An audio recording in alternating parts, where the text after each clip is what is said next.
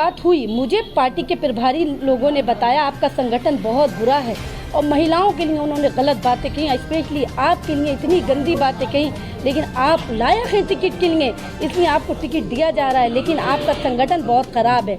लेकिन उन्हें मुझे अफसोस है कि उन लोगों को इस टाइम पर पता लग रहा है कि संगठन कमज़ोर है। जब मैं चीख कर कहती रही और पूरा बधाइयों कहता रहा, तब भी हर बार ओमकार सिंह को हमारे सामने ला दिया जाता है। क्यों नहीं कोई और आता संगठन में? हमारी कांग्रेस के खिलाफ कोई कार्रवाई करेगा संगठन आपका? जी, मुझे उम्मीद है करेगा। जब मेरे दिल की ये आवाज़ जा रही है कि मैंने जनता की आवाज़ को ठुकराया है, इस टाइम टिकट वापस किया, तो करेगा, करना चाहिए। जो आपके बारे में आप बता रही हैं, जो अश्लील टिप्पणियां की गई जिलाध्यक्ष के द्वारा, क्या आपके स्तर से भी जिलाध्यक्ष के खिलाफ कोई कार्रवाई की जाएगी?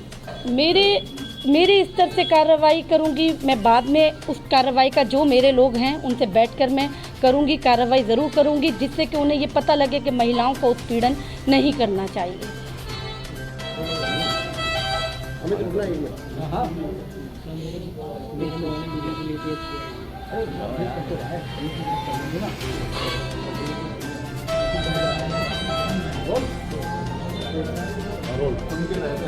जी बताइएगा कि कांग्रेस का एक तरफ नारा कि लड़की हूँ लड़ सकती हूँ, दूसरे तरफ आप एक महिला होकर आज कांग्रेस का टिकट वापस कर रही हैं, क्या वजह है?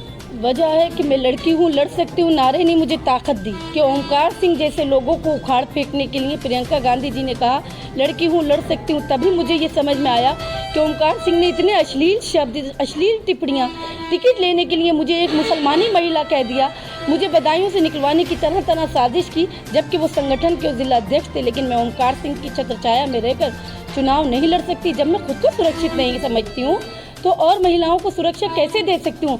जब वो एक एक रुपए की अभी दलाली कर रहे हैं, मैं इन पलकों पे उन वोटर का बोझ कैसे लाऊं जिन्होंने मुझे टिकट दिलाया, जो जनता मेरे चुनाव लड़ाने के लिए खड़ी है। अगर मैं किसी का पेंशन कराने जाऊंगी तो ओमकार सिंह उसमें दलाली करेंगे, किसी को मैं कोई रोजगार देने जाऊंगी ओमकार सिंह उसमें दलाली करेंगे। ओमकार सिंह जी के साथ रहते हुए तो मैं कैसे विधायकी अपनी चलाऊंगी ईमानदारी से? नहीं चल पाएगी मेरी विधायकी ईमानदारी से, क्योंकि ओमकार सिंह महिलाओं का उत्पीड़न करते हैं। इसीलिए मैंने ये टिकट वापस किया है और अपनी कांग्रेस की सदस्यता वापस की है। मैंने छोड़ा है कांग्रेस का दामन, इसलिए छोड़ा है कि ताकि एक मेरी कुर्बानी से मेरे पूरे उत्तर प्रदेश को उसके संगठन सुधर जाए और प्रियंका गांधी जी को ये मैसेज जाए, हम महिलाएं कमज़ोर नहीं हैं, मैं लड़की हूँ लड़ सकती हूँ, तो ऐसे पुरुषों से भी लड़ सकती हूँ जो महिलाओं के लिए अश्लील टिप्पणी करते हैं और शादी के बाद उनकी 10-10 तरीके से उनकी अफवाहें उड़ाते हैं। मेरे पति की अगर मौत हुई थी तो उस पर भी उन्होंने उसको ड्रामा बना दिया, पता नहीं कौन सा ड्रामा बनाकर साबित किया कि मुझे टिकट न मिले, उसके लिए उन्होंने मेरे चरित्र पर 50 लांछन लगाए। औरत कमज़ोर कहीं नहीं है। तब भी प्रियंका गांधी जी के मैं शुक्रगुजार हूँ और शेखोपुर जनता की कि सर्वे के आधार पर मैं टिकट लेकर आई, लेकिन मैं चुनाव नहीं लड़ूंगी। चुनाव इसलिए नहीं लड़ूंगी, ओमकार सिंह जी ने मेरा आघात किया है और जहाँ ओमकार सिंह जैसे लोग हैं वहाँ महिला सुरक्षित नहीं। क्या पार्टी के शीर्ष नेतृत्व के नेताओं से आपकी बात हुई है, जैसे कि प्रियंका गांधी जी से या फिर प्रत्याशी को मुस्लिम को टिकट दिया है और कांग्रेस ने 2 मुस्लिम प्रत्याशियों को टिकट दिए, उन्होंने खुद विड्रा कर दिया, ये उनकी मर्जी है। पार्टी मुसलमानों को आगे बढ़ाने के लिए ही टिकट दिया था। तो ये शेखपुर विधानसभा से जो एक महिला प्रत्याशी थी, उन्होंने आरोप लगाया जिलाध्यक्ष जी पे कि जो मोमडन प्रत्याशी हैं उनको परेशान किया जा रहा है। 117 विधानसभा से आप भी मोमडन प्रत्याशी हैं, तो क्या कहेंगे इस बारे में? देखिए, वो उनको परेशान नहीं किया जा रहा था, उन्होंने खुद ही विड्रा किया है। टिकट लेने के बाद थोड़ा लेट टिकट हुआ, ये बात सही है, लेकिन उनकी कोई ज़मीन पर तैयारी नहीं थी और उन्होंने किसी तरीके से कोई वहाँ चुनाव प्रचार नहीं था। उन्हें ये महसूस हुआ कि हम चुनाव नहीं लड़ सकते हैं, तो किसी न किसी को उन्हें आरोप तो लगाना चाहिए था। जो हमारे जिलाध्यक्ष जी हैं, उन्होंने मेरे टिकट के लिए बहुत ज़्यादा हाईकमान तक भाग दौड़ करी, काफ़ी प्रयास किया और मेरी जगह पे भी आयात निर्यात प्रत्याशियों की बात चल रही थी, लेकिन जिलाध्यक्ष जी ने कहा एक संगठन का टिकट ज़रूरी है और मैं संगठन में काम कर रहा था, इसलिए मेरा टिकट हुआ है। और मुस्लिम को लेके जो आरोप लगाया, मुझे लगता है वो निराधार है।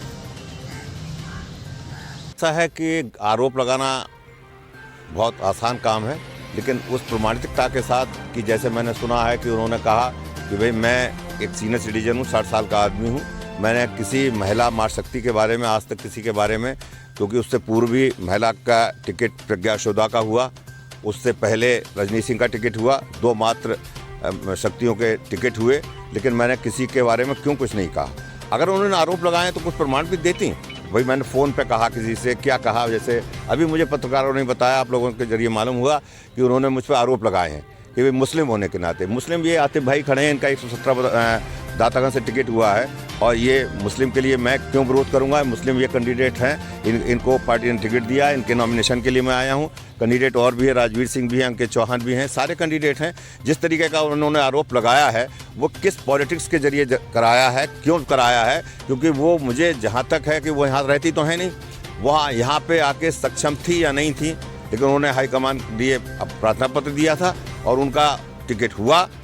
आती निश्चित रूप से पार्टी उनका चुनाव लड़ाती, और भी लोग बाहर से आए हैं, उनका भी चुनाव लड़ाया जाएगा। और ऐसा नहीं है कि मैंने 2002, 2007, 2012, 2017 पार्टी में कैंडिडेटों के चुनाव लड़ाए हैं, और ऐसा नहीं है कि पार्टी के लिए मैं नया आदमी हूँ।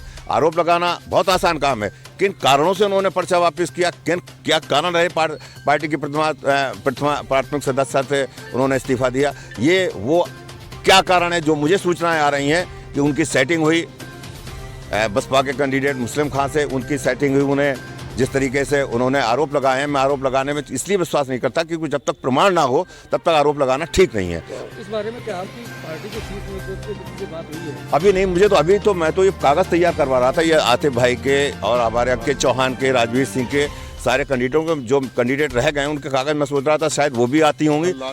कल लास्ट दिन है, लेकिन मुझे जब जानकारी हुई कि इस तरीके के झूठे आरोप लगाना आसान काम है, लेकिन प्रमाणिकता दें, कुछ प्रमाणिकता दें। भाई मैंने फ़ोन से कहा हो, किसी कोई फ़ोन रिकॉर्ड दें, कुछ भी करें, लेकिन इस तरीके का आरोप लगा के अक्षमता के नाम पर पार्टी को बदनाम करने के लिए मैं घोर निंदा करता हूं, क्योंकि अक्षमता है कि वो फॉर्म भरने तक के लिए एलिजिबल नहीं है, इसलिए उन्होंने ये